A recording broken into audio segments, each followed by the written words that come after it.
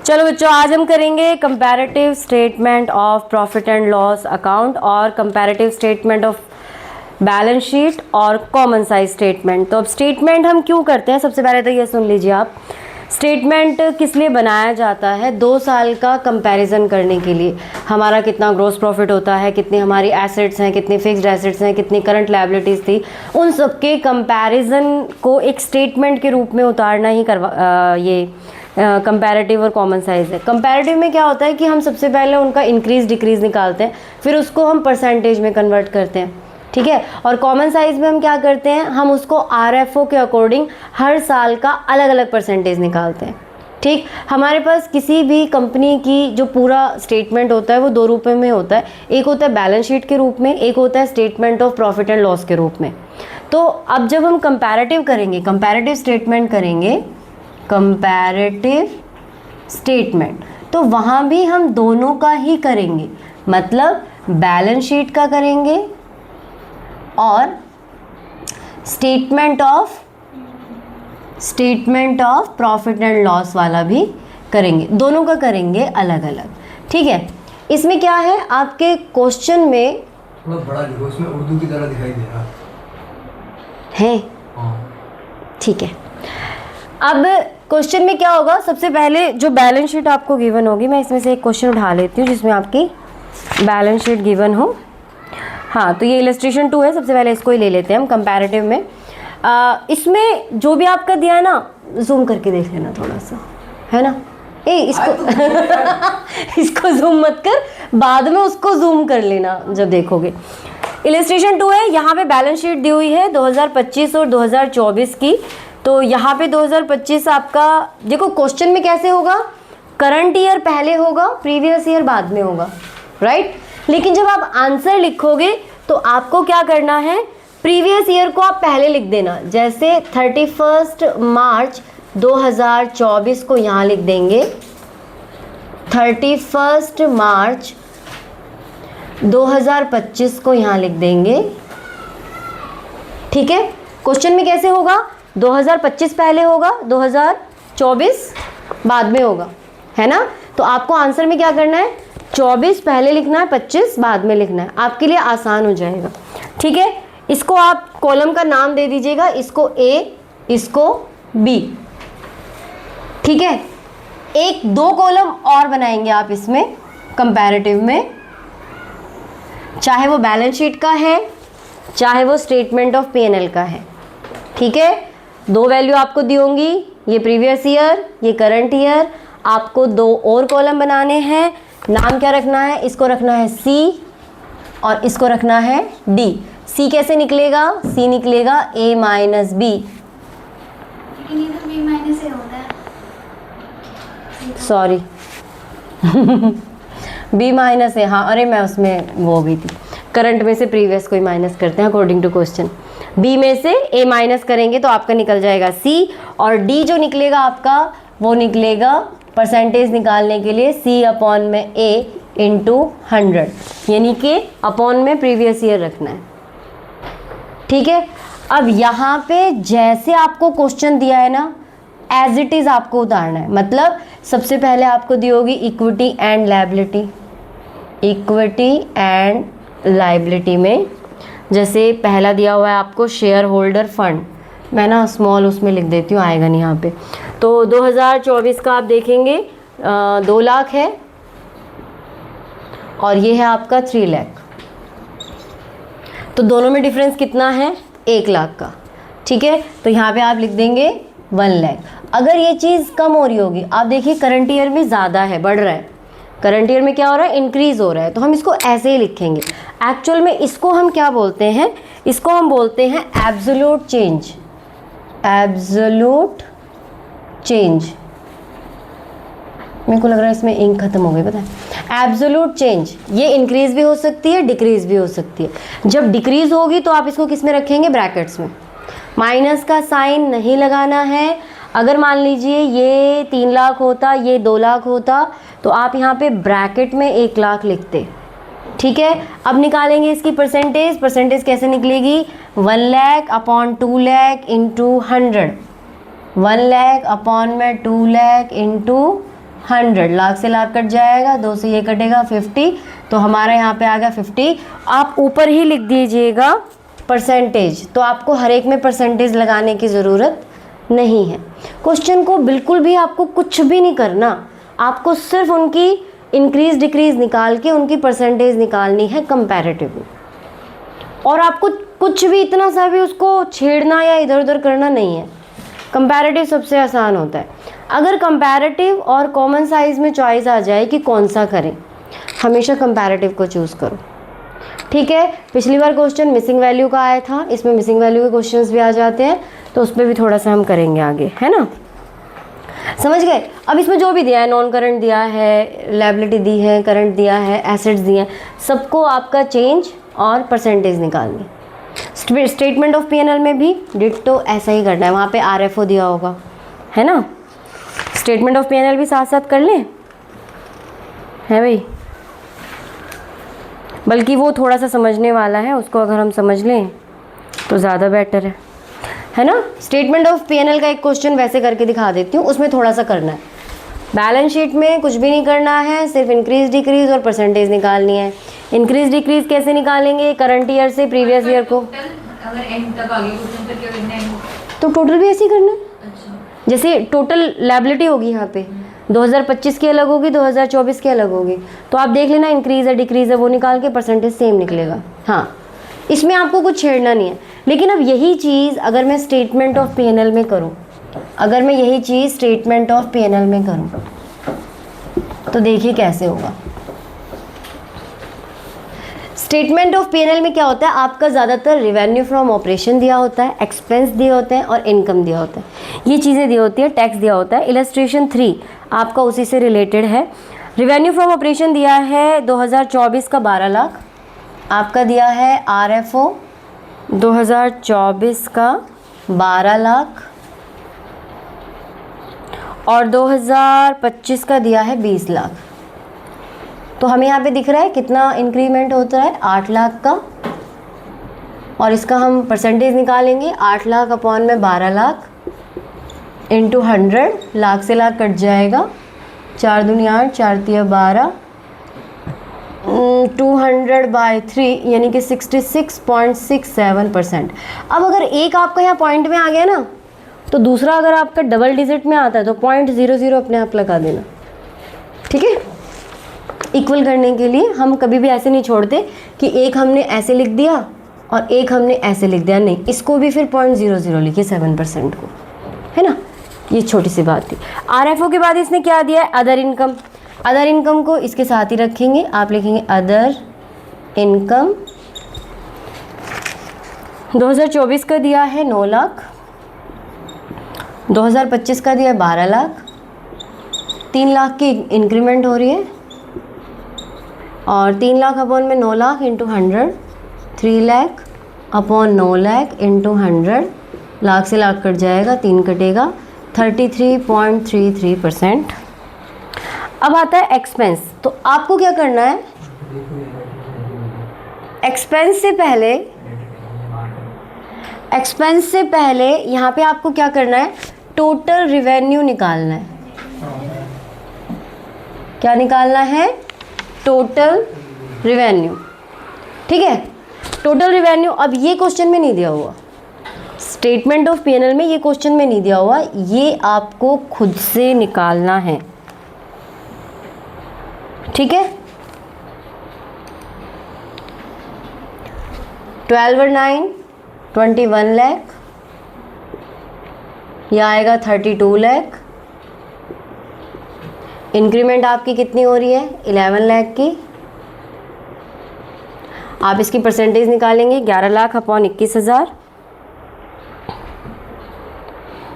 Into 100, 11 lakh upon में 21 lakh into 100, ये cut जाएगा 1100/21। अभी तो यहाँ से देख लेते हैं, इसका 52.38%, ठीक है। कुछ बच्चे क्या करते हैं, अरे मैम यहाँ पे प्लस करके आया है, ये भी सेम है, ये भी सेम है, तो इनको प्लस कर देंगे तो सेम आ जाएगा। ऐसा नहीं होता, परसेंटेज आपको निकालनी पड़ेगी। नहीं, आप खुद हैं, नहीं, ये मैंने इनको प्लस किया, मैंने ये माइनस करके यहाँ निकाला है, रिस्क क्यों लेना, ठीक है। उसके बाद दिया हुआ है आपका ये टोटल रेवेन्यू आ गया। अब आपका दिया हुआ है एक्सपेंस। एक्सपेंस आपका दिया हुआ है 10 लाख और 13 लाख, तो यहाँ लिखेंगे 10 लाख, फिर यहाँ लिखेंगे 13 लाख। अगर मान लीजिए और एक्सपेंस दिया है, यहाँ पे तो एक ही क्वेश्चन में एक्सपेंस दिया है, मान लीजिए और एक्सपेंस दिया है, तो फिर आप एक्सपेंस का अलग टोटल निकालेंगे। जैसे हमने इनकम का अलग टोटल निकाला है, आरएफओ और अदर इनकम को ऐड किया है, वैसे ही अगर एक्सपेंस 2 होंगे तो उनका हम अलग से निकालेंगे, उनको अलग ऐड करेंगे, हैं। मतलब एक्सपेंस भी दे दिया और परचेज रॉ मटेरियल भी दे दिया, तो उन दोनों को फिर ऐड करना पड़ेगा, ठीक है। 3 लाख का आपका यहाँ पे क्या हो रहा है, इंक्रीमेंट हो रहा है, और परसेंटेज निकालेंगे 3 lakh upon 10 lakh, 3 lakh upon 10 lakh into 100, lakh से लाख कट गया, 0 से 0 30%, ठीक है, 0 0। अब आपको क्या करना है, अब निकालना है प्रॉफिट बिफोर टैक्स, इसको हम बोलेंगे प्रॉफिट बिफोर टैक्स। इसमें से माइनस करना है आपको, टोटल में से एक्सपेंस को माइनस करना है, तो वो जो आएगा वो आएगा प्रॉफिट बिफोर टैक्स, क्योंकि क्वेश्चन में टैक्स की परसेंटेज नहीं दी है, दी होती तो बाद में बताती कैसे करना है ना। प्रॉफिट बिफोर टैक्स माइनस करेंगे 11 लाख, 32 में से 13 गए, 12 में से 3 गया 9, 1 19 लाख। इंक्रीमेंट हो रही है 8 लाख की, 8 लाख अपॉन में 11 लाख इंटू 100, ये आपका आ जाएगा 72.73%, ठीक है। अब क्वेश्चन में एक एक्स्ट्रा चीज़ जो आपकी होगी वो होगी टैक्स रेट। मान लो टैक्स रेट है 40% या 50%, तो आपको क्या करना है, यहाँ से माइनस करना है टैक्स रेट। टैक्स रेट मान लीजिए क्या है 50%, तो इसका आधा यानी कि 5.5 लाख माइनस करेंगे, इसका आधा यानी कि 9.5 लाख। कितना वो इंक्रीमेंट हुआ है, 4 लाख का, इसका भी आधा ही हो गया, ठीक है। और 4 लाख अपॉन में 5.5 लाख इंटू 100, ये मैंने अपनी तरफ से बता दिया तुम्हें, बुक में नहीं था। 5.5 लाख 5.5 लाख इंटू 100, लाख से लाख कट गया, रिमूव करके 0, 11 पंजे 55, अरे 5 से 11, 5 दूनी 10, 0 0, 800 अपॉन में 11, 11 सत्ते 77, 3, 11 दूनी 22, अच्छा सेम ही आ रही है बताओ, 11 दूनी 22, 30 में से 22, 10 में से 2 गए 8, फिर 70, सेम आ रही है 72.73, ठीक है। अब आपको माइनस कर देना, तो ये आपका निकलेगा प्रॉफिट आफ्टर टैक्स यानी कि पैट। ये पीबीटी फिर पैट निकलेगा माइनस करके, तो ये आपका हो जाएगा 5.5 lakh, 9.5 lakh, increment 4 lakh, same to same आ जाएगा, ठीक है। इस तरह से क्वेश्चन करना है स्टेटमेंट ऑफ पीएनएल का, जिसमें आपको आरएफओ, अदर इनकम, एक्सपेंस और एक्ट दिया होगा, तो आपको आरएफओ और इनकम को अलग से प्लस करना है, लेकिन तरीका वही है कि इंक्रीमेंट निकालना है और परसेंटेज निकालनी है, ठीक है। तो ये था आपका कंपैरेटिव, बैलेंस शीट और statement of PNL.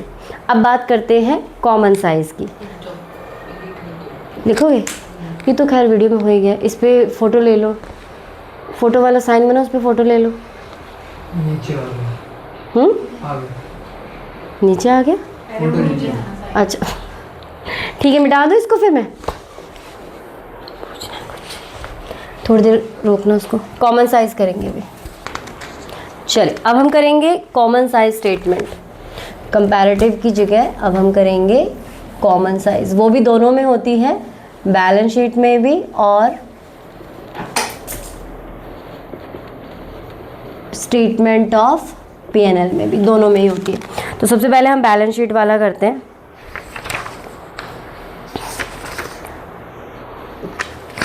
Statement of PNL, balance sheet का क्वेश्चन आ जाए।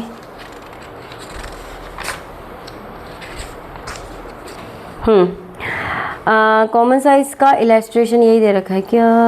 कॉमन साइज़ बनाना है, कंपैरेटिव बनाना है, कंपैरेटिव बनाना है। कॉमन साइज़ का क्वेश्चन है या नहीं है? कॉमन साइज़ बैलेंस शीट, अच्छा मिल गया, एक ही क्वेश्चन दे रखा है। इलस्ट्रेशन 11 है आपका, तो उसमें भी क्या होगा, जैसे आपका यहाँ पे इलस्ट्रेशन 11 में 2022 और 23 का दे रखा है, 2022 और 2023, 2023 2022 की वैल्यूज़ दी हुई हैं। अब आपको क्या करना है, इन वैल्यूज़ को लेना है और इनकी जो परसेंटेज निकालनी है ना, परसेंटेज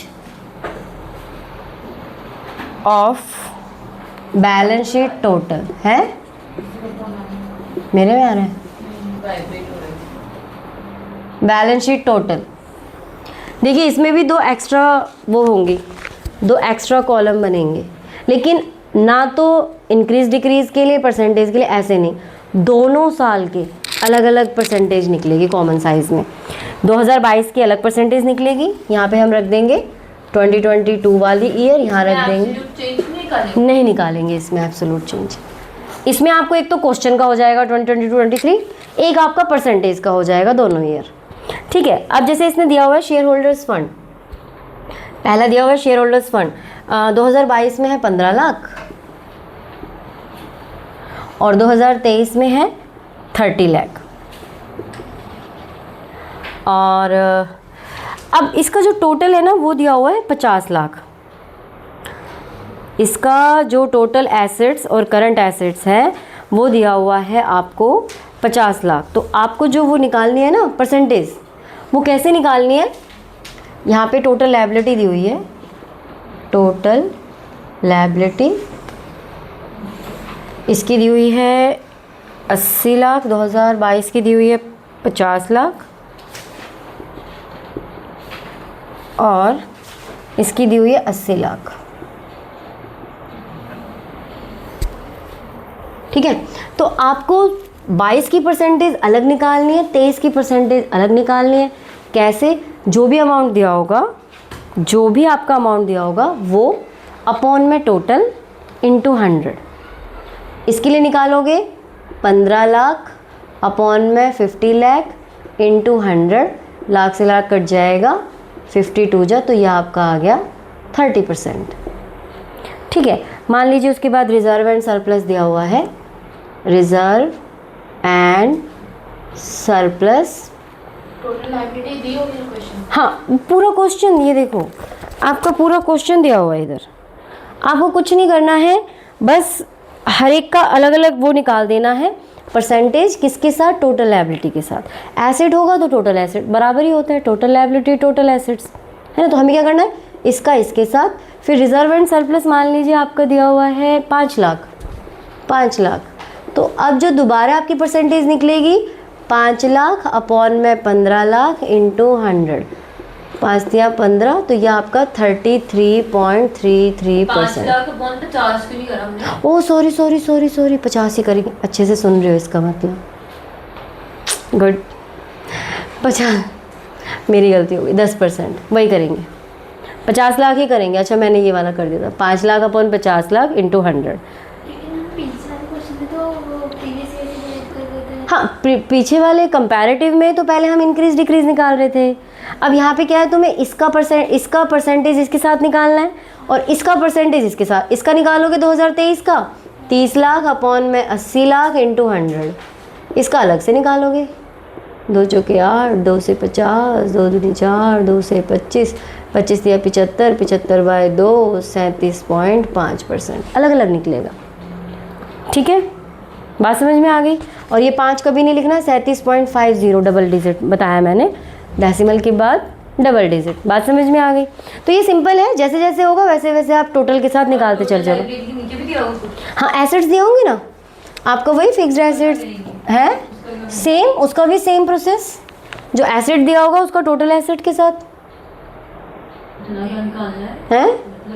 मतलब ये कि जैसे यहाँ पे एसेट दिया हुआ है नॉन करंट एसेट्स 40 लाख, तो 40 लाख अपॉन में 80 लाख इंटू 100, और करंट एसेट दिया हुआ है 40 लाख, 40 लाख अपॉन में 80 लाख इंटू 100, और जो टोटल वाला होगा 50 लाख का कैसे निकालेंगे, 50 लाख अपॉन में 50 लाख इंटू 100, ये हमेशा 100% आएगा, ठीक है, तो कॉमन साइज में आपको इंक्रीज डिक्रीज नहीं निकालनी है, दोनों ईयर की अलग अलग परसेंटेज निकालनी है टोटल के साथ। अब जैसे यहाँ हम निकाल रहे हैं टोटल के साथ, स्टेटमेंट ऑफ पीएनएल में किसके साथ निकालेंगे? आरएफओ के साथ, रिवेन्यू फ्रॉम ऑपरेशन के साथ। ठीक है, बाकी उसका वही प्रोसेस रखेंगे जैसे मैंने आपको बताया।